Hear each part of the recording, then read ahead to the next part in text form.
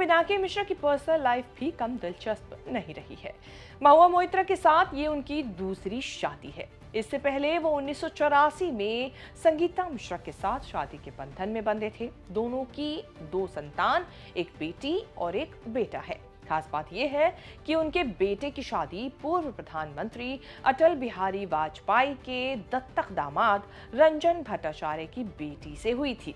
उस शादी में जयपुर में जमकर रौनक देखी गई थी, जहां पिनाकी और महुआ की शादी की ही तरह देश भर से कई राजनीतिक परिवारों ने हिस्सा लिया था। कुल मिलाकर पिनाकी मिश्रा का दिल्ली और उड़ीसा में प्रभावशाली सामाजिक और राजनीतिक कद है। 65 साल के पिनाकी मिश्रा पेशे से तो वकील हैं, लेकिन राजनीति में हाथ आजमा चुके हैं। राजनीति का खा गा उन्होंने कांग्रेस पार्टी से सीखा। पहली बार 1996 में कांग्रेस के टिकट पर ही लोकसभा का चुनाव जीतकर संसद में कदम रखा था, लेकिन राजनीति की बदलती दिशा के साथ उन्होंने जल्द ही बीजू जनता दल का दामन थाम लिया।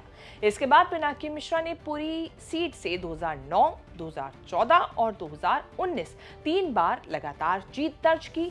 साल 2019 के लोकसभा चुनावों में उन्होंने बीजेपी के तेज तर्रार प्रवक्ता संबित पात्रा को हराकर सुर्खियां बटोरी थी, लेकिन 2024 में बीजेडी सुप्रीमो नवीन पटनायक ने पिनाकी मिश्रा का टिकट काटकर पुरी से अरूप पटनायक को मैदान में उतार दिया। अब इसका नतीजा ये हुआ कि ये सीट बीजेडी के हाथ से चली गई।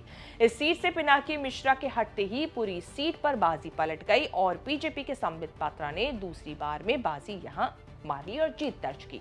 एक लंबे वक्त तक बीजेडी का गढ़ रही पुरी अब बीजेपी के खाते में चली गई।